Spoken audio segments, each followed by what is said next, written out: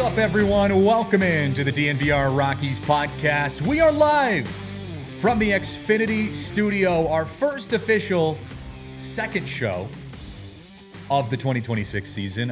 If you missed it before, we are back to 2 shows a week now, and we're rocking and rolling here. Glad to be back with you guys. We have, of course, some awesome WBC stuff to talk about. We have to celebrate our newfound favorite team in the WBC, Team Italy. Yeah. And maybe I say newfound for me, but you were kind of on the train the whole time, Spence. I was. I looked at their roster. I did see there was a TikTok explaining some of the teams and some of the interesting players on certain rosters. And then you look through it and they remind me a little bit of, this is going to be a little over exaggeration. We don't know how they're going to do past the group stage, but they remind me a little bit of the Toronto Blue Jays, where you have guys like Ernie Clement. Now, Ernie Clement's not on Team Italy, but you have guys like John Birdie and smaller guys making massive impacts. You got the Caglianones. Yeah. You've got Pasquantinos, of course, and then, Michael Lorenzen dealing. Of course, they had Aaron Nola, who is just an all-star level pitcher at the MLB level. So, they have some talent there, and then you see all of the guys that make up the roster, and you're like, wow, this is a major league level roster. This is not your, I did have a tweet the other day talking about Italian electricians, and that was a joke because obviously, I was wondering if people were going to respond and be like, these are real big leaguers. Yeah, I did have a few people that were like, oh, this is a real big league team. And I was like, I know it's a joke. I have real American currency on them to win this thing. So I have a rooting interest. I didn't just bet on a bunch of electricians because I like to waste money. Yeah. So it's a great baseball team, and doing what they did to Team USA kind of opened the eyes to the world. And then I was worried because the way the group stage still worked, they'd have to beat Team Mexico, who's obviously pretty stacked as well. Mm-hmm. And then I started watching the game last night and saw that Nola was pitching, and I was like, oh, they'll be fine. But I was talking to our buddy Dan, who works upstairs this morning, and we were saying, the WBC is so much more of a hitter-friendly tournament because not only are guys on pitch limits, right? So let's say you have to go face Yamamoto and Team Japan, probably the best pitcher, arguably, besides maybe Skubal and Skeens. Yamamoto, probably the best pitcher in the WBC. Let's say you're going up against Yamamoto. Well, his pitch limit, and I don't know if that progresses differently throughout the tournament, but initially it's only 65 pitches.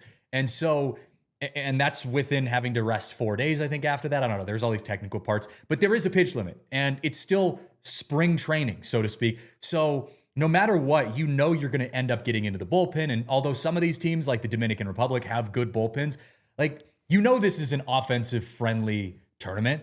So the pitching for me is always kind of just like, it's kind of cast aside. I feel like I watch the WBC expecting guys to hit 5 home runs like we saw last night with the DR and put up 8 runs. Yeah, it's definitely like you said, hitter friendly, and the parks, they're hitting a lot of home runs, it seems like. And the pitchers can't really, number one, this isn't their season. If this was played in June, I think you'd have a little bit more consistency from a pitching element. It looks a lot like the Rockies spring training, to be completely honest. The hitters are kind of ready to go, and some of the guys are getting hot on certain teams, and then the pitchers are a little bit behind. Other than the Rockies pitchers pitching in the WBC, these guys are Cy Young level players, apparently, because we've had scoreless outings from Shigano, from Lorenzen, from Quintana. They're cooking, and I think Quintana's team is out. The only game they won was the one that Quintana started. What was that, Panama? Colombia. So Quintana's team is out. Michael Lorenzen's team obviously very still much in it at 4-0 and advancing past the pool play stage. And then Venezuela is going to advance as well. So Ezequiel Tovar and our boy Senza, even though he gave up an absolute tank. And that was so funny, the timing of that, because you texted me and you're like, hey, are you watching the Dominican-Venezuela game? And I was like, no, I've been watching Italy and Team Mexico. And you're like, well, flip this other game. It's 6-0, 7-0. And I was like, all right. So I download Tubi. I try to get onto it, and you're like, oh, yeah, perfect timing just for a Senza outing. And then I think your next text was, damn, he's firing 99 out of the pen. And I kind of got juiced up. Yeah. And then before I could get to the actual game myself, I have the MLB home run thing on my phone where every home run that's hit, I get a notification on Twitter. And I just see 3-run shot for now I'm forget. Oh, Fernando Tatis. Yeah, dude. And I'm like, wait a minute, that had to be against Senzatella. And then I turned it on. I was like, oh yeah, he got shelled. Just and you had it right before I did too, because I hadn't seen it yet, and I just see your text. Ope sends a bomb, and I was like, oh, I haven't. Is he joking? And then I see Tatis hit a ball to the moon. I'm like, okay, there's the Senzatella I know. But I know I had some people in a different group chat that were like, hey, maybe, I don't know, Senz is pumping 99. Like maybe he's turned a corner a little bit, but it's just his off speed still continues to be a problem. And I mean, if you watch the clip of that home run that he gave up to Tatis, it was like belt high slider, I think is what it was. And it like 88 miles an hour, and he just put it on a platter. And so, yeah, I'm okay with him being in the bullpen. And I actually think, and maybe I'll get some hate for this, I think Senzatella might have a better season than we're expecting if he ends up kind of fitting into his role as a long relief pitcher in a better way. I feel like that could actually kind of adhere to his style a little bit more. I'm not saying he's going to be comeback player of the year and he's going to absolutely, dominate and earn a spot back in the starting rotation. I actually don't want that to happen. I just think if he can find a way to kind of fit into the mold of being a long relief pitcher and know that he doesn't have to come out and go 6 innings of 1-run baseball at Coors Field, he can just kind of hold the damage a little bit or keep the Rockies in it.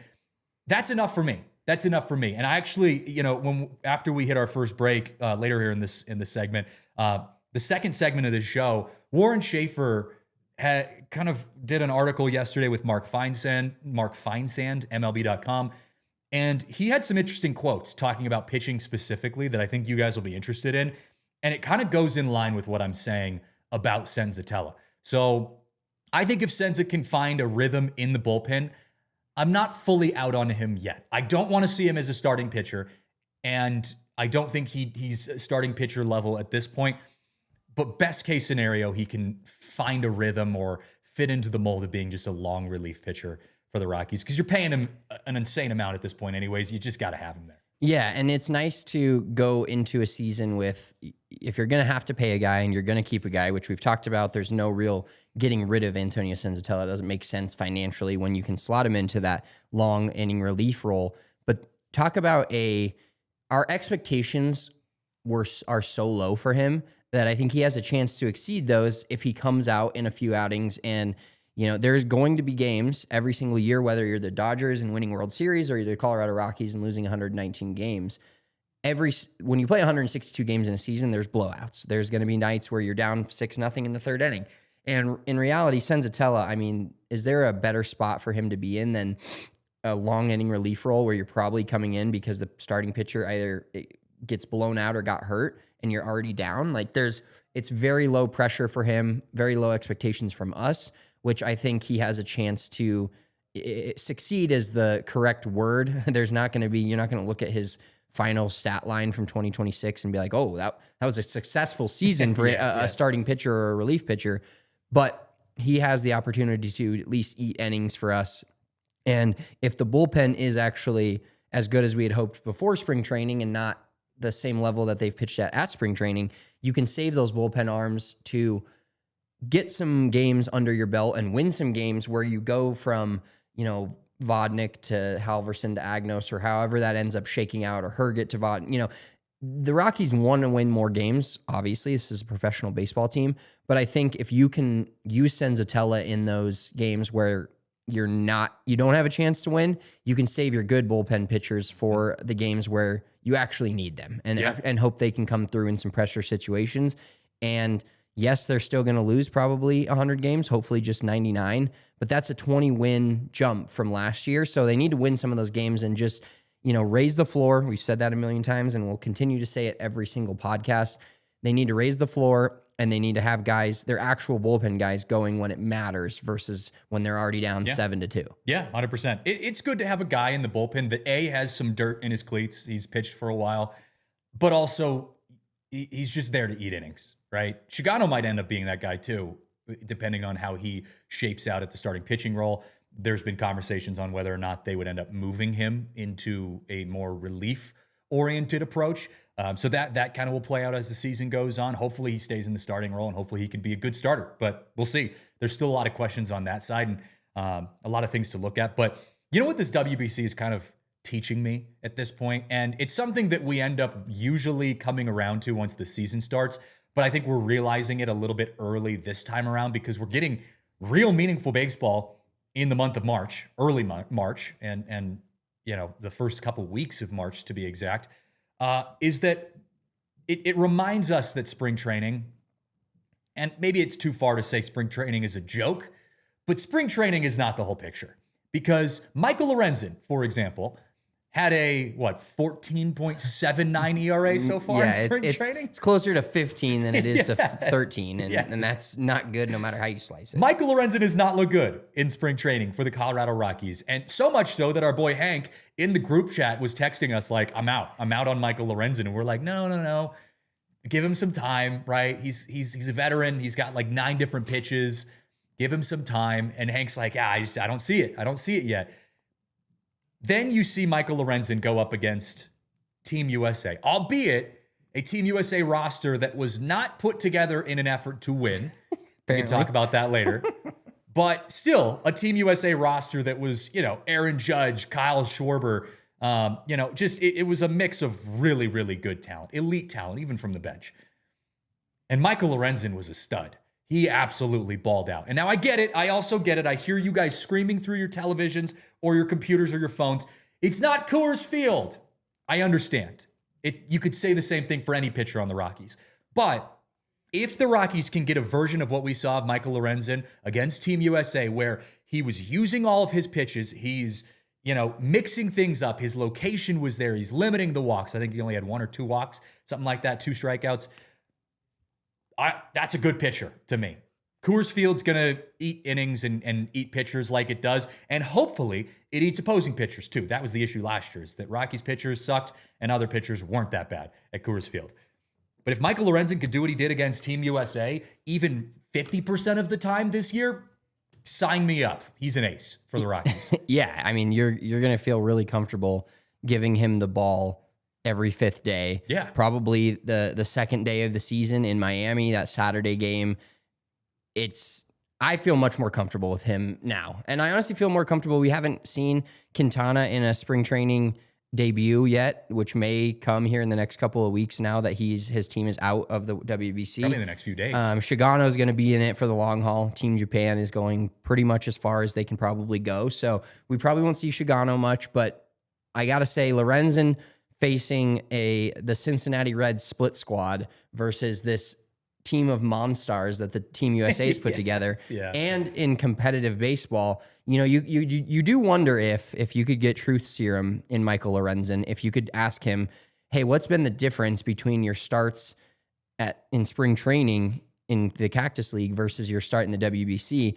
And I can almost guarantee you he would say something like, I was done tinkering and I went back to at least pitching how I know how to pitch. And this is a very, you play golf, I play golf. It's very relatable where like when you're trying to work on your golf swing, sometimes you go out and you're in your round of golf and you're like, I've been working on this. I'm really going to try to focus on it. It's going terribly wrong. Mm-hmm. And you're like, okay, I know that I can do this well or this successfully. Even if I know I sliced the ball 20 yards, I'm going to play that slice. And I think that's kind of what Lorenzen did a little bit more in the WBC. He's like, all right, I'm not going to play with all 8 pitches that I have. And they even mentioned that on the broadcast. They were like, Lorenzen's doing a great job of mixing up his pitches. They said he didn't throw the same pitch to the same quadrant, I think 1 time in the first 3 innings. Like he was moving it around, he was spotting it, and he was using his entire arsenal. So very good to see as Rockies fans. That was an elite moment for us, I think, in the WBC. Oh, for sure. And I bet if there was 1 million people watching that Team Italy versus USA game, and you asked them, ask every one of those 1 million how many or what team Michael Lorenzen plays for, I guarantee you get about 50% Royals, maybe 20% Reds, and 30% I don't knows. Because Phillies, maybe. Yeah, he has not been obviously just signed here a couple months ago, but the Rockies don't get that national love, and we're okay with that. But seeing him pitch like that as a Rockies fan, you have to be pumped. Woke up the country a little bit, man, and woke up Mark DeRosa, who had to say, oh, shit, we got to actually play a meaningful lineup out there today. Yeah, we'll talk about that later. Straight Flick says in the chat, didn't Quintana debut third or fourth game of spring training? I think you're right, actually. But like you said, it wasn't covered. I think it was the first game that we didn't actually get anything for. No radio, no TV, nothing. So you might be right. I do feel like I vaguely remember that. I don't remember what happened in that game, but either way, we'll be seeing him here pretty soon. But we got to pause for our first break. After the break, like I said, Warren Schaefer did an interview with MLB.com, not Thomas Harding, who also works for MLB.com, but some of the national writers with MLB.com. And he had an interesting take on how they're approaching pitching that I wanted to share with you guys, get your reactions to it. So we'll talk about that here coming up in just a moment. Well, I want to give a huge shout out right now to our friends over at Xfinity. Xfinity is the place to go if you are in the mood for some new Wi-Fi. Maybe your old Wi-Fi hasn't been working too well and you got to replace that Wi-Fi. Well, if you act now, Xfinity is currently doing a deal where you can get a 5-year price guarantee. That means for the next 5 years, you pay the exact same price. Also, the cool thing about Xfinity is they do this thing called intelligent Wi-Fi. And intelligent Wi-Fi basically just means that your Wi-Fi is working behind the scenes. It knows which device and devices are using more Wi-Fi, more internet connection. It can kind of adapt to any problems before they come up. So it's working behind the scenes so that you can have peace of mind, so that you can just enjoy your life and enjoy your Wi-Fi the way it should be, and that is working. So right now, lock in that Xfinity 5-year price guarantee and unlock possibilities with Xfinity. Learn more at Xfinity.com. Xfinity, imagine that. Select plans only. Restrictions apply. Well, I also want to give a huge shout out to our friends over at Benihana's. Benihana's is one of my absolute favorite places. I've been going there since I was a kid because it's dinner and a show, right? It's not just good food, although they do have really good food, but it's a show that comes with it. It's the experience. It's a great place to go on a date. It's a great place to bring your family or some friends. Maybe you want to go out for a work trip, for a work dinner or a work event. It's a great place to go. They've got awesome favorites like their shrimp toss, the onion volcano, beating heart fried rice, and of course, everyone's favorite, happy hour. $3, $6, $9 happy hour at Benihana's. You just can't go wrong. So if you're planning your next event, you're planning your next date with your significant other, you got to check out our friends at Benihana. Make your reservation and find out more information by heading to benihana.com. All right, back here on the DNVR Rockies podcast, and Warren Schaefer was speaking with Mark Feinsand of MLB.com, and as was Deep Podesta, by the way. If you want to catch that whole article, head to MLB.com. It's probably right under the Rockies tab. But Warren Schaefer had a really interesting thing where he was talking about the pitching, and he said something that I think if you're a casual fan or if you haven't been following this team for a while and you're just kind of tuning back in, you might not get the full picture. It might be a little upsetting. But I think from our perspective as people that have covered this team for a while, and you guys in the chat, you're obviously diehard Rockies fans, it's an interesting take. But he said this, quote, "Stats won't necessarily tell the whole story when it comes to success." He's talking about pitching. You have to have a battle mentality of keeping your team in the game. Just keep your team in the game. Keep out-dueling the other pitcher. It might be 6-5, maybe 7-4, but keep us in the game and anything can happen. And I thought that was interesting because we're talking so much about how data and analytics and stats and all of these types of things, the Rockies are finally getting back into that world. And then Warren Schaefer goes out in an interview and says, hey, we're not really that focused on just the stats alone, right? But I really do see what he's saying. And he's saying, for the most part, we're looking for intangibles. We're looking for the system. We're looking for the process. We're looking to see which guys are kind of being gritty and going out there and trying to just win games. And I just thought it was interesting, and I wanted to get your take on that, Spencer. It's not super controversial, but interesting to hear Schaefer talking about it from that lens. Well, this lens, me and Warren Schaefer are looking eye to eye right through this lens, because this is exactly how I've always felt. And I've been a little old school when it comes to baseball. Grew up playing baseball. I was a catcher my whole life up until junior year of high school this was my last season of baseball. And that's not very high level, but I played baseball for the better part of 12 straight years. And watching the Rockies and growing up watching the Rockies, if any of you guys out there are watching the show and you remember listening and you remember the 2007 season and the wild card playing game, Padres come in here, game 163. It's Jake Peavy versus a guy named Josh Fogg. Josh Fogg, just journeyman. The Rockies have had a ton of journeyman pitchers, but journeyman pitcher, had the nickname the Dragon Slayer because he did exactly what Warren Schaefer's talking about here. Was Josh Fogg ever going to get a Cy Young vote? No. But every fifth day, and similar to what Kyle Freeland does now, and Kyle Freeland's done the last couple of years, even with a really bad Rockies team, they compete. And sometimes they allow 4 or 5 runs, but they're usually allowing 1 or 2 less runs than the other pitcher. And if you talk to the stats nerds and you talk to the pitcher, everybody that is really into baseball now, what is it all about? Analytics. And pitchers' wins don't matter. What matters is BABIP and ERA and WRC plus, like all these numbers, right? There's so many numbers in baseball now, and not that those don't matter. They do. But in my lens, you have to go out there and battle, and you have to go out there and if you give up 2 or 3 in the first inning, a la Kyle Freeland at almost every start last year, you make it through 4 or 5, giving up 1 more, and you give your team a chance. If the Rockies are better offensively than they were last year, you're giving a team a chance to come back, and you're not allowing 7, 8, 9 runs. You're getting in the Senzatella, who maybe allows them more runs, and the game's over by the 5th inning. Like battling every single pitch, battling every single inning is something that the Rockies need to see from if they want to win games this year, they need to see it from the veterans, the Chiganos and the Quintanas and the Lorenzens and the Freelands.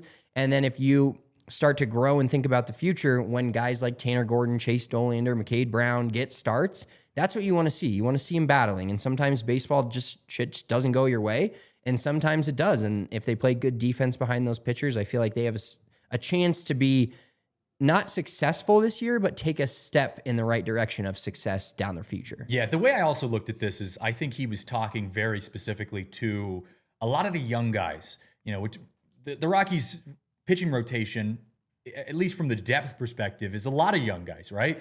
Yeah, you got a couple veterans at the top of that rotation, but you have a lot of youth and a lot of prospects that are still, battling for pitching spots. And I think a lot of prospects, a lot of young players tend to get caught up in these kind of things, in the stats, right? Because you're trying to earn a spot on the team. And so if Chase Dollander can prove that he's got a sub 4 ERA on the road, even though he struggles at home, like that stat's enough to keep the organization interested in saying, hey, we just got to figure out ways to get him better at home. So it's fair to say that stats, are in the minds of a lot of these players. But Schaefer's pretty much just saying, look, guys, stats aren't going to show the whole picture, and we need you guys to go out and be grinders. We need you guys to go scrape out some wins. And I thought there was another interesting part of this article. Mark Feinstein was talking to Paul DePodesta, and Paul DePodesta said that he's working with a former Rockies pitcher. Did you see this, Spencer? No. Do you know? Could you venture to guess which Rockies pitcher it is? It's not someone you probably would have thought of. When did he pitch for the Rockies? How long ago are we talking? That's a great question. I probably don't know the answer to that. I'm thinking probably when you were very, very young. He's probably early 2000s is my guess. Okay. I don't actually know. I don't have any guesses. Pedro Estacio. Oh, Pedro. Yeah. So Paul DePodesta is going with Pedro Estacio. I guess they've been having conversations. I don't think Pedro's employed or is getting paid for any of these. It sounds more like just some consulting. But he's had some conversations with Pedro Estacio about pitching at elevation and how to kind of crack that code. So I thought that was interesting. I mean, we know there's plenty of pitchers. I don't think there's any pitcher who's ever, you can look at and you say they've cracked the code. There's been pitchers who've had success just being good pitchers. You can go down the list of good Rockies pitchers. But there's no one that's really cracked that code. And Paul DePodesta's it sounds like he's opening his ears a little bit to say, who's had some success here and what can I pick their brains to see what they did in their time here in Colorado and how can we implement that today? So it's all good stuff. Being open-minded, that's how you gotta learn to adapt, because we know this organization has not been open-minded for, at least publicly, for a long time. Yeah, and ironically, Pedro Estacio was one of my favorite pitchers growing up, because only for one reason. He wore number 34, which was my number as a kid. So when I watched the Rockies, he pitched for the Rockies from 97 to 2001. Yeah. So I was, at the end of his career, I was just turning 8 years old. So not huge, not very old, but old enough to know that my favorite number was 34 and Pedro Estacio wore number 34. So That's my my Pedro Stasio connection. Yeah, I But get you. it is good to, and that's pre-humidor as well. A lot of that, talking to those older Rockies pitchers, I mean, Coors Field has always, since 95, since it opened, it's always been obviously the same field and the same location. And conquering it is no small feat. And I think this just goes to show you even more of what the Rockies front office is telling us, that they are trying to leave no stone unturned. When it felt like the last 3 to 4 years of this massive rut the Rockies have been in, even bigger than their entire franchise's continuous rut that they seem to be in, they left a lot of stones turned. Like they would just like not try this or Out not of look sight, at out of this. mind, Yes. yeah. Now the Rockies are leaving every stone, not leaving a single stone unturned and going back to any Bless you. great timing. Any pitcher or anything that they can find from the past and figure out how to make this work. Yeah, yeah. And thinking outside the box is necessary for any organization, but especially the Rockies. And it's funny because you read these articles and they're constantly referencing, well, we have a unique problem pitching and playing at elevation. But I think if you simplify the elevation situation, and Schaefer actually did this, and I really liked the way he looked at it, and I've seen so many fans talk about it in this way, but I do think people get really complicated when you talk about elevation. The reality is, okay, let's say Michael Lorenzen is on the hill for Colorado. And he's going to be getting the start for the Rockies against, an opposing pitcher from the other team. The reality is both pitchers are pitching at elevation, right? Like it's not that complicated. Yes, you could make the argument that the Rockies, well, their pitchers have to pitch more games at elevation because you have half your season played at Coors Field. Well, that half of the season, you're also going up against guys who are also pitching in the same environment. It's not like if you're playing the Dodgers, the Dodgers pitcher's pitching at Dodger Stadium and the Rockies pitcher has to pitch against him at Coors Field. Like they're pitching in the same environment. So if you can have the mindset of elevation doesn't matter at all. What matters is me going out and trying to win this game. And Pedro Stasio talked about that, or Paul DePodesta at least quoted Pedro Stasio in his conversation, saying that was the message that I've been getting from some of the pitchers that I've talked about who have had success pitching at Coors Field, is that they didn't get wrapped up into the Coors Field mentality. They just said, hey, look, I might give up 5 runs today, but if the opposing pitcher gives up 7, that's all that matters. That is all that matters. If I can keep my team in the game long enough where I give us a chance to win, that's what being a successful pitcher at Coors Field is. And that's where Warren Schaefer talking about the stats and saying stats don't really paint the whole picture, stats don't really matter that much.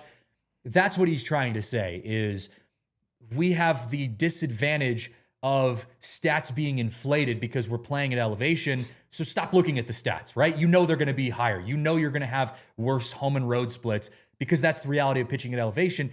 What I'm looking at is, can you go put together a winning outing every single time you go out there? And if you can say that you did that 80% of the time, that's a huge win. That's a huge win. And that's what we're looking for in 2026. Yeah, the Rockies they should have, theoretically, when you play at a ballpark that is so different than every other ballpark in the MLB, you have the advantage of knowing how to combat that every single day and every single start versus a team that comes in here, especially an AL team, comes in here once for three games every other year.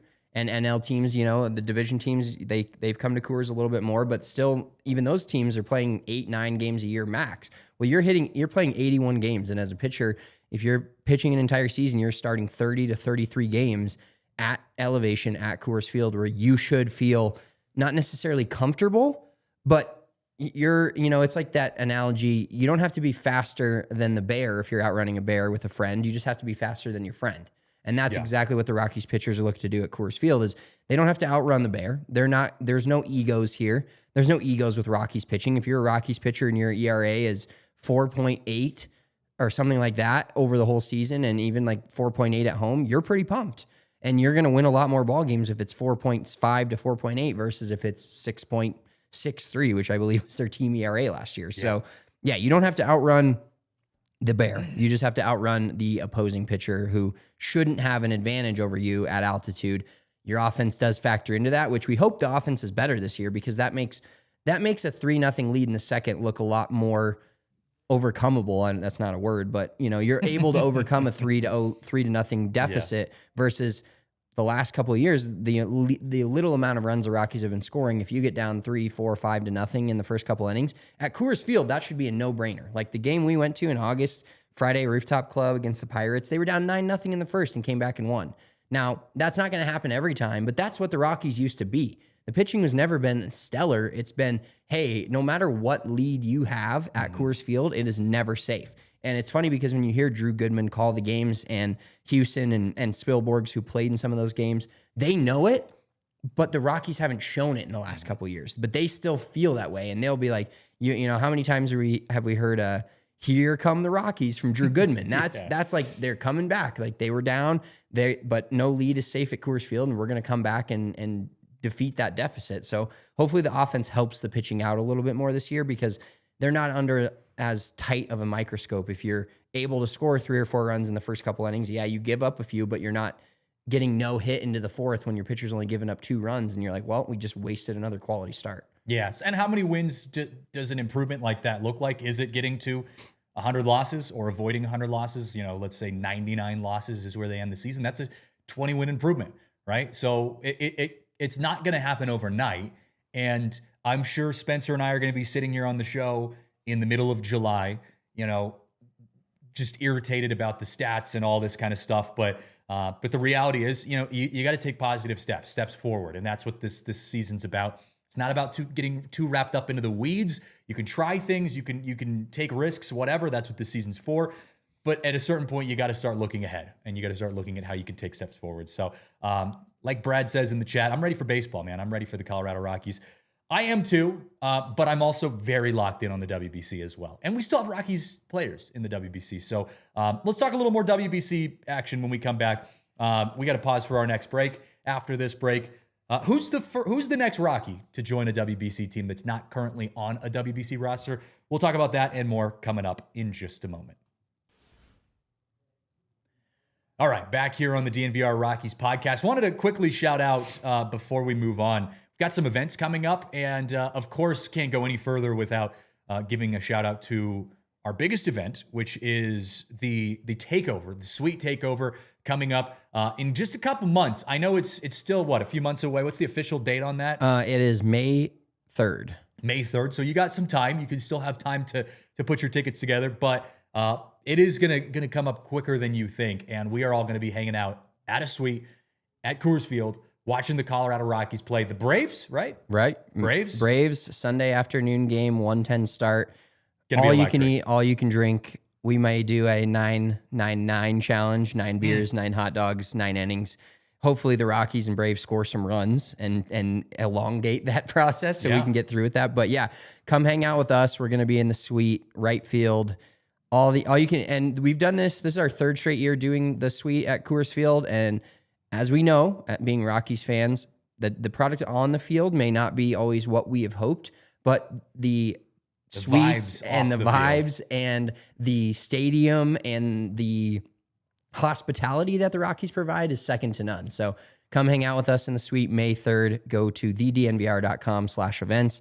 Underneath there, you'll find other events that we're hosting coming up soon. We're going to an Avs game, and we got an Avalanche takeover March 28th. We also have another Nuggets takeover, last one of the year. They're playing the Oklahoma City Thunder on Friday, April 10th. So we got Nuggets, we got Avs, we got Rockies events, all coming up for you through thednvr.com/events. And then, of course, always check out the bar. I believe the bar anniversary party is this Friday night, live DJ. There's going to be music. There's going to be fun drink specials. Lindsay and the bar team always does it up. So make sure if you're coming to watch any game, and we've communicated this to them, you Rockies fans out there, if you come to the DNVR bar during a Rockies game, that game will be on, and you will not have to ask for it to be on. There's a lot of bars around Denver where you'd have to ask for it to be on.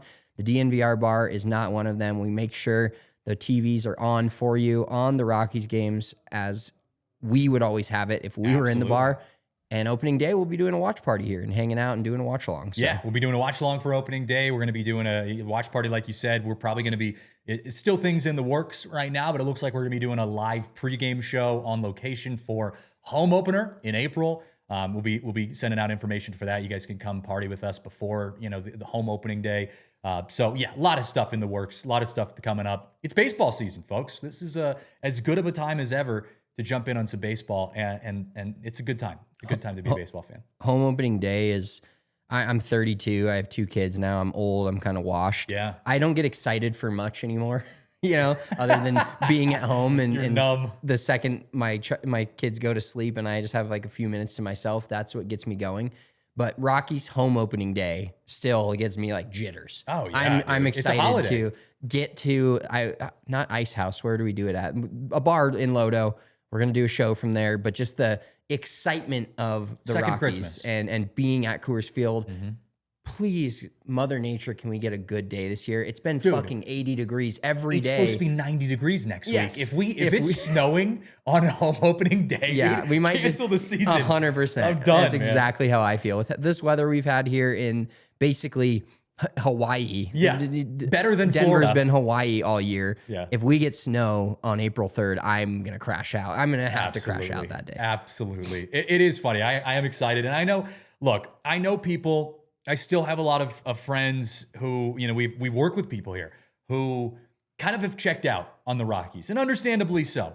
And I get it. And I've also talked to people on social media and stuff who are like boycotting the Rockies. And again, I'm never going to shame someone who is angry or frustrated about what this organization has done.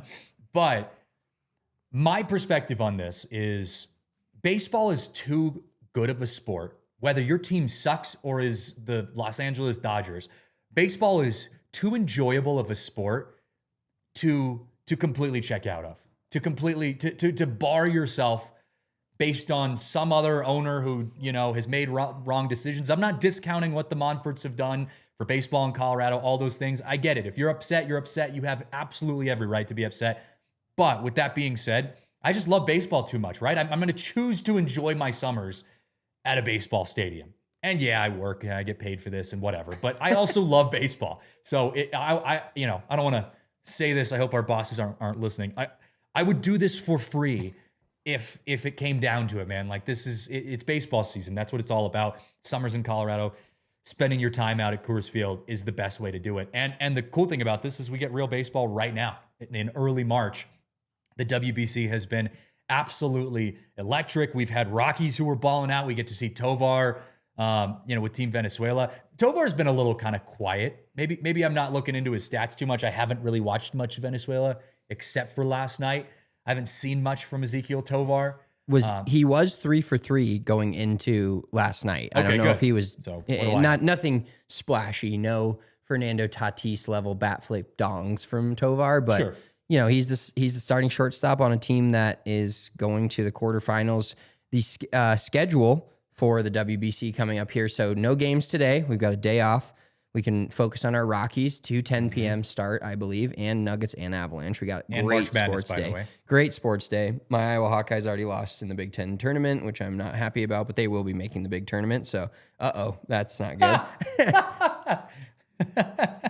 Well, this may be welcome the to the last show, Andrew. episode. This may be the last episode of us on the DNVR Rockies podcast. But so Friday we've got 4:30 Mountain Time, 6:30 Eastern, Korea versus the Dominican Republic. Friday night, 7 p.m. Why do they do these central? 7 p.m. Central, so 6 p.m. our time. United States will play Team Canada, Edouard Julien and Team Canada on Friday night. And then Saturday, we've got Puerto Rico versus Team Italy. So me and you are kind of against each other, Yeah, which I I'll be don't wearing love, my but Puerto at least Rico jersey. one of our teams will be in the semifinal. Well, and we still have the bet that if Puerto Rico goes to the championship, I am dyeing my hair blonde. I did run that by Marissa, by the way, and she seemed reluctantly okay with it. Reluctantly, Let's just say, like fine. Yeah, it's like when you have that conversation once and you don't back down and then you have it again, then usually the other person's like, all right, well. Putting it out into the world on the show was helpful for that. Yes. Because you can't say no to the show. No, So it's for the content. It's for the brand. We're doing it for DNVR. it's absolutely for the brand. So yeah, blonde hair. If Puerto Rico goes all the way, I'll be rocking my Team Puerto Rico jersey. Who do we think still has a shot here? Because there's a couple teams that I'm like, all right, Team Venezuela, do they have a chance against Team Japan? Sure, it's baseball. Anything could happen. It's single elimination game at this point. Team Canada against the U.S. The U.S. is going to be pulling their shit together, that's for sure. So I don't think Team Canada has a chance against the U.S., but I still think it's going to come down to chalk at this point. I think we're going to get the U.S., I think we're going to get the Dominican Republic. I think we're going to get Team Japan, and maybe one more. Obviously, one more at that point. Yeah, I will say Venezuela going up against Japan. That game is at 7 p.m. Mountain Time on Saturday. It is the starting pitchers for that game are announced, and it's Ranger Suarez versus Yamamoto. So Yamamoto obviously not going to be easy for Team Venezuela and our boy Ezequiel Tovar, but Ranger Suarez is no joke either. So they don't have the starters listed for the Italy game yet, but I'm guessing maybe Lorenzen again. Might be. I don't know what the timing is on all that. I know Lorenzen got over 65 pitches, so I think he has to take 4 days off, if I remember correctly. But yeah, it's all coming down to it, man. It's getting good. Who's going to be the next Rocky to play in the WBC? Not including this year, obviously, players who are already there accounted for. But if there's a Rocky currently that hasn't been in the WBC, who do you think it would be the next time around? What is that, 4 years from now?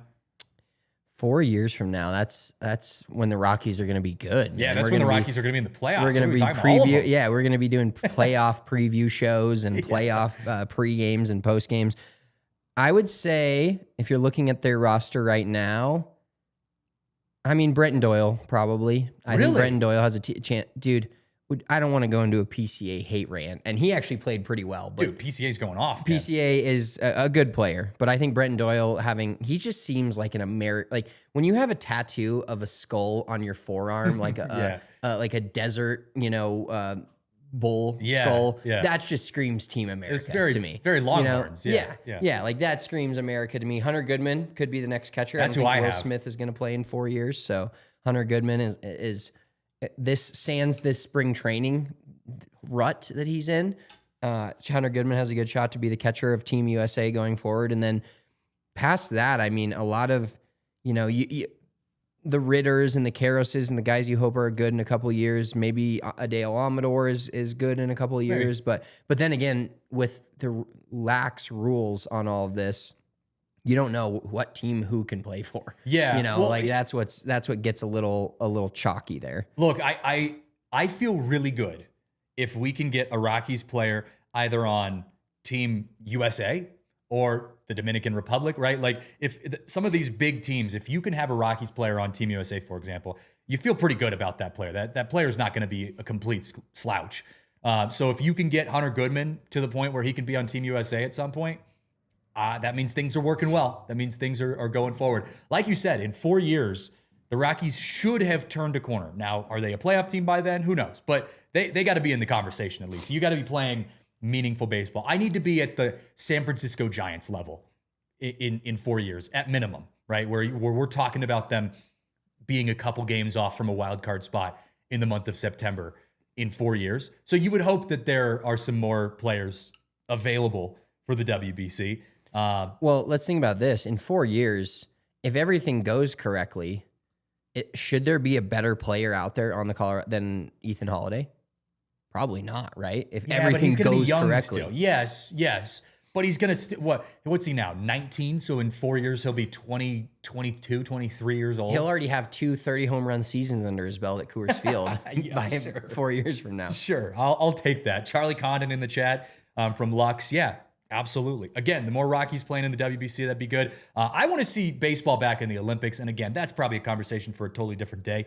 But I want to see baseball back in the Olympics. I think, and I know Bryce Harper was kind of trashing the WBC is not the right word, but people took it the wrong way. Saying it's not the Olympics is a kind of a rough look. It is a rough look. You shouldn't be saying that. But I kind of also agree with him in the sense that while the WBC is like my favorite sporting event in any context, the Olympics are the Olympics, right? You get to go do opening ceremonies, and everyone's watching the Olympics, whether you like that sport or not. Like, I mean, hell, I was locked in on curling just weeks ago. So I do agree with what he's saying. Bryce Harper's saying that the Olympics mean a little bit more than the WBC. I'm kind of with you. On that. It actually kind of brings up the question. What is your favorite like tournament of that? Like Four Nations, Olympics, WBC. What's your like goated tournament? I mean, how it's a little bit of recency bias. I do think the Four Nations was incredible. I think seeing how much all of those hockey players took it to heart. They played for their country and they took it to heart and they really like put it all on the line out there. I think Four Nations, it's like I said, a little bit of recency bias, but the WBC, honestly, I haven't been into it as much until this year. Yeah. This is my first kind of time. And granted, the pool play is, I think I'm into it. I'm very into it, but I think the pool play is a little watered down. You have 12-0 wins. You have mercy rules, for God's sakes. I felt like I was back in 5th grade. Like, oh, we scored 12 runs against this team. We got to go home now. And you now do have electricians playing out there. Exactly. And now that you get into the elimination stage, which I saw a tweet yesterday, somebody goes, they should tell Mark DeRosa that it's eliminate every game from here on out is an elimination you better game, win, buddy. Just so he's aware. But now I think it'll get a little bit more intense with games being elimination games, and you have really 8 good squads full of MLB and high-level players playing against each other. Well, the Olympics were kind of like that with hockey too, though, because the Olympics, the first few days of Olympic hockey was like, you were getting 8-1 blowout wins for Team USA or Team Canada, and then it started to funnel towards a little more competitiveness. I saw this picture actually, and I wanted to get your take on this.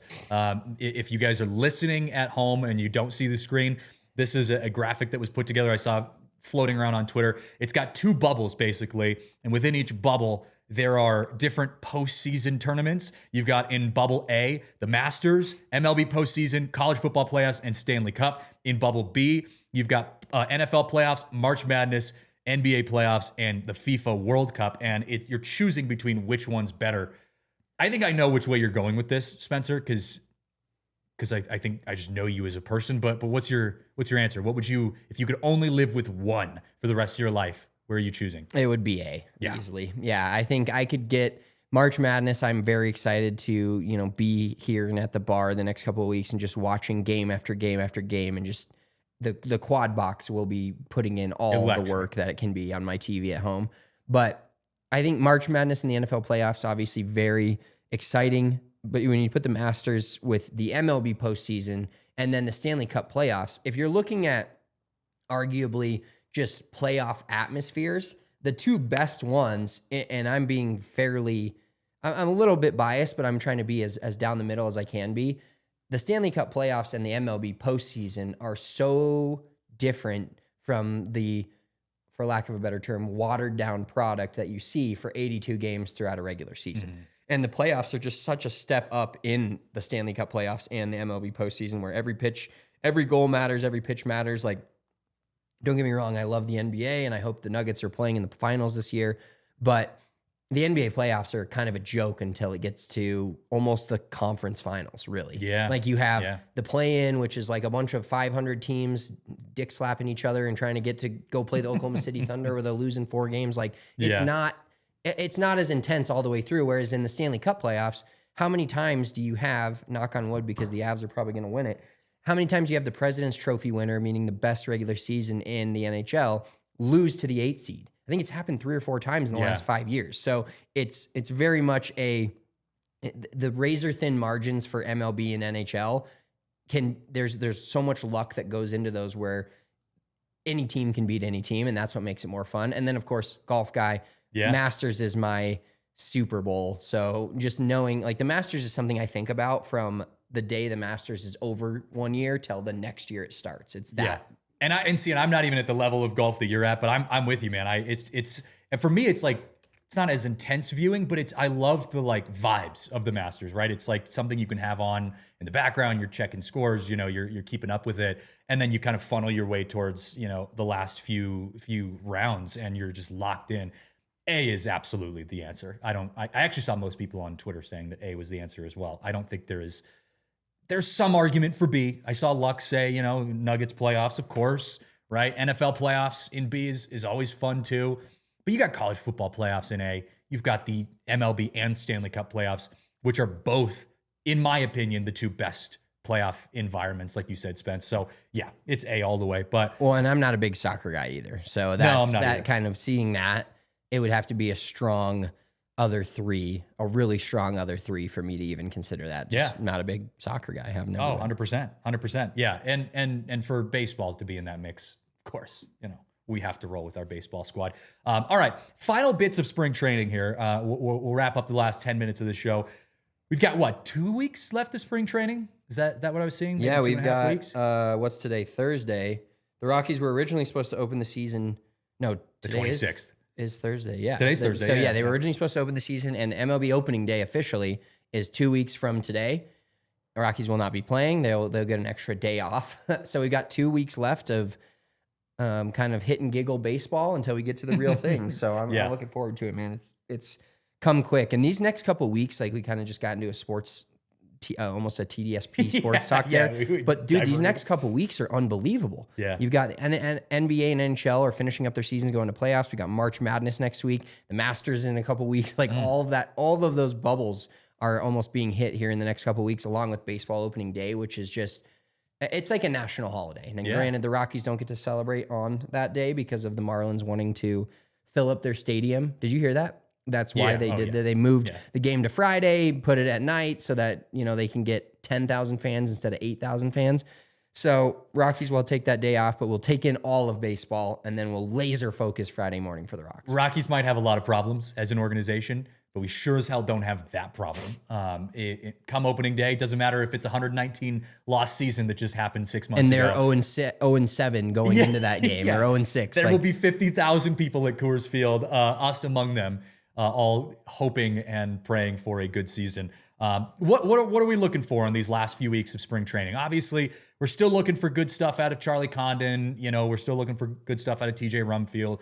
Pitching. Can we just close the book on spring training pitching from here on out, Yes. dude? I don't want to even think about starting pitching. I don't want to have that in my frame of mind. Someone, I think it was Dylan on Twitter, message or commented, on one of our tweets and was like, "Are we ever going to get a good start from some of these pitchers?" And it's like, whatever. Let's just close the book on spring training. It doesn't matter. It's out of sight, out of mind. Michael Lorenzen proved to us that spring training's a freaking joke when he went out on Team Italy and absolutely closed the door on the greatest offensive lineup in baseball. Spring training pitching doesn't mean anything. We're just focusing on the actual prospects, the actual offensive players. That's all that matters from here on out. That's my take on it. Yeah, well, the things I'm looking for is I don't think we have our answer at first base yet. I think, and it's unfortunate when injuries do this, but I think Blaine Krim has kind of hosed himself, to be honest. I think Blaine Krim has kind of basically, with his injury and not playing all of spring training, coupled with the fact that TJ Rumfield, Charlie Condon, Troy Johnston's been pretty good. He had a 3 RBI triple yesterday. He's lost his spot. Like, I don't think Blaine Krim is going to start the season. And he wasn't good enough to like give himself, like Jordan Beck is good enough to give himself some leeway, some wiggle room to work through that. Exactly. Yeah. So I'm looking for, even though we previewed it and we'll probably do at some point next week, maybe we do a reset and pick our 26-man roster or our starting lineup again. But I don't think we don't have any answers. And I don't think we know, if we were the Rockies of last year with Bill Schmidt and Bud Black, we'd kind of, even if they had this roster, we'd kind of have an idea, right? We'd know Troy Johnston's going to probably start at first base. Edward Julian's going to probably start at second base. Willie Castro's probably going to start at third base. Mickey Moniak will probably start in the outfield, or Tyler Freeman will start at right field, whatever. We know it would be a lot more veteran lineup, but I really do think that there's a chance the way that Charlie Condon's maybe a little off, but the way TJ Rumfield's played this spring, he's almost earned the first base spot just strictly off his spring training play. And granted, we said it's spring training. Sometimes it can be a little misleading. Sometimes guys can pop and still not make the roster. But I really do believe that this new regime will reward at least a few of the players for their spring training and how well they've played. Guys like, Brett Sullivan, we talked about him. He's hitting .524 this spring with a 1.583 OPS, just tearing the cover off the ball. Mm-hmm. Does he start your season as the backup catcher, or is it still Braxton Fulford? We got a great lineup today, Thursday, against the Diamondbacks, Salt River Fields.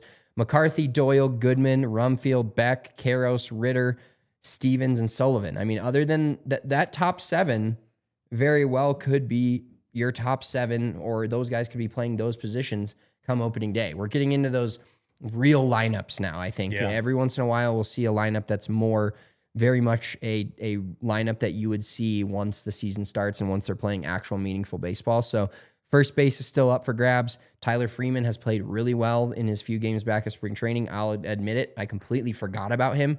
I completely pushed him to the side, kind of like I did Blaine Crim. And Tyler Freeman comes back. Yesterday he gets a leadoff double. He steals a base, and then he's on third with no outs. The Rockies don't bring him in. Well, that's a problem we'll crash out on when it actually matters over the season. But Tyler Freeman's played well, and you don't know where he's going to start. If he's going to start, he's not really a DH guy. So there's a lot of positions that are still up in the air for the Rockies and who's going to be on the roster come opening day. The injury to RJ Pettit, UCL injury, Rule 5 draft pick RJ Pettit, the absolute mountain of a man. I think it's going to be season ending. They haven't said for sure, but it kind of has that light. So that's another spot in the bullpen that's opened up for guys like Sean Sullivan, who's starting today. Has been great this spring training. One of the few Rockies pitchers that's been good. And you're honestly, I'm looking for a little bit of improvement from Halverson. Vodnik's been okay in the WBC, but Herget had a bad outing. So there's a lot of guys that I'm looking for a little bit of improvement or a reason to give me some confidence going into opening day in these next 2 weeks. Yeah, and I'm trying to remind myself, like I just told you guys, that spring training doesn't mean much, especially from a pitching perspective, as we've already seen. So keeping my thoughts and emotions as tempered as possible, and getting ready for opening day with hopefully a clean slate, hopefully not too many worries, too many concerns outside of the usual. But let's wrap up the show with our predictions, right? I know you've got money on Team Italy, so you are, I'm assuming, gonna predict that they go far in these next few days. But predictions for the WBC, because we will not be talking until next Tuesday.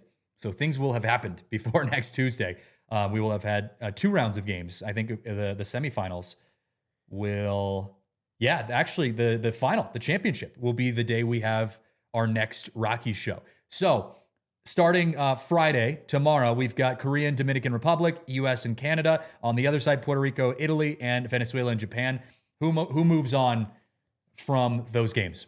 Okay, my picks for this weekend's games: Dominican Republic beats Korea. The United States ekes a close one out against Canada.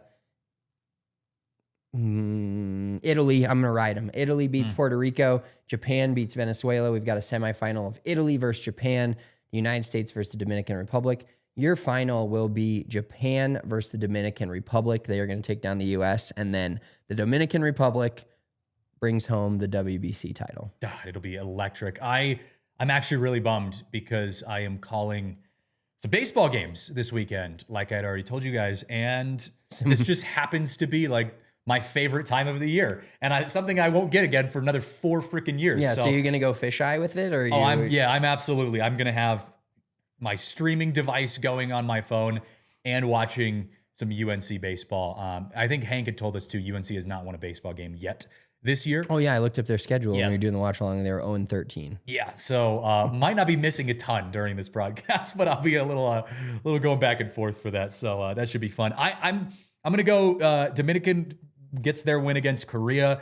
The U.S. gets their win against Canada. I think it's chalk again all the way across the board. Puerto Rico just doesn't have the firepower, the depth to, I think, beat Team Italy. I do think that's the big toss-up, though. It's Italy and Puerto Rico. That one could go either way, but I'm going to go with Italy in that one. I think Italy, do I give them a shock the world moment against Japan to get to the finals? I don't think they have it. I don't think they've got it. Yeah, Sorry, they've already had a few of those shock the world moments. And they've got some injuries. Kyle Teal went out with an injury. There was someone else who just got announced that he's not playing the rest of it. So how do you feel if you're a White Sox fan and you see that?